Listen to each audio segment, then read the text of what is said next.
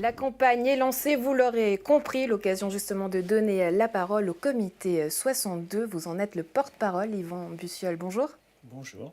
On vient d'entendre justement vos opposants à l'antenne. J'aimerais vous faire réagir tout d'abord sur le fait que ces signatures ont été rapidement recueillies, c'est-à-dire qu'un quart des Pranginois souhaitent vouloir rester au sein de Région de Nyon. Est-ce que c'est quelque chose qui vous inquiète ? Alors inquiété, non. C'est une belle réussite d'abord. J'aimerais féliciter le comité référendaire pour l'engagement. Pas forcément évident de s'engager pendant les fêtes, même si peut-être, comme François Krull l'a dit, les fêtes, ça permet aussi d'avoir des événements qui permettent de récolter les signatures, mais c'est un bel engagement de leur part. Et puis d'un autre côté, en ce qui nous concerne, comme maintenant le référendum a abouti, ça nous donnera une belle occasion d'expliquer à la population le travail que fait le conseil communal, les raisons qui motivent les décisions qu'il prend.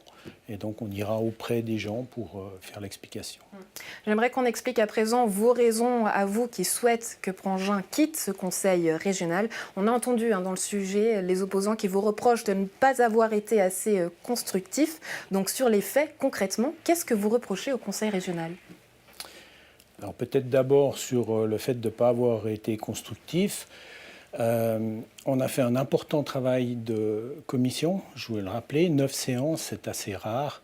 Ça représente quelque chose comme plus de 300 heures de travail. La commission a eu accès à toutes les informations, on a pu interviewer le comité de direction de Région Nyon. Et au moment où il fallait prendre la décision de préaviser au Conseil s'il fallait rester ou sortir, la commission s'est divisée. Certains, avec de bons arguments, ont dit qu'il fallait rester, et puis d'autres, avec de bons arguments aussi, ont considéré que les conditions n'étaient pas remplies pour pouvoir continuer et qu'il valait mieux sortir. C'était notre cas. Ces conditions, c'est-à-dire concrètement, qu'est-ce que vous lui reprochez à ce conseil régional ? Alors, en gros, notre rapport, le détail, prend l'ensemble des éléments dans le détail. Si je devais faire un résumé du rapport, qui est à la fois un peu technique, et puis sur les raisons essentielles, on peut dire essentiellement 3 choses.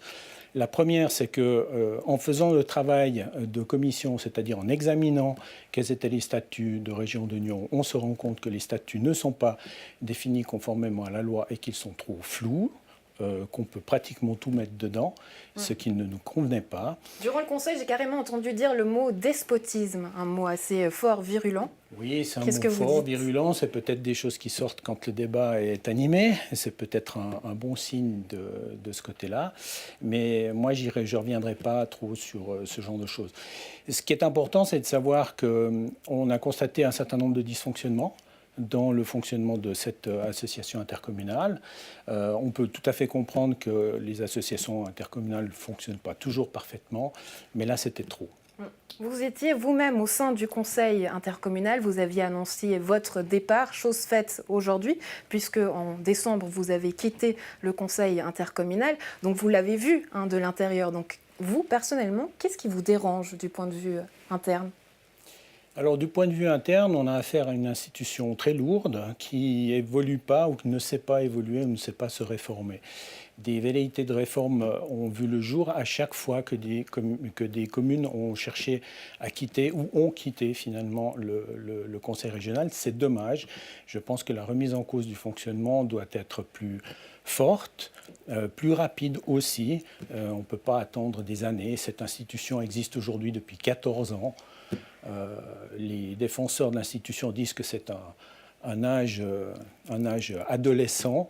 Ce n'est pas d'adolescence qu'il faut parler, c'est d'obsolescence à ce stade. Il faut aller plus vite, il faut réformer. Et en tant que conseil communal, nous devons défendre aussi les intérêts des citoyens de Prangin.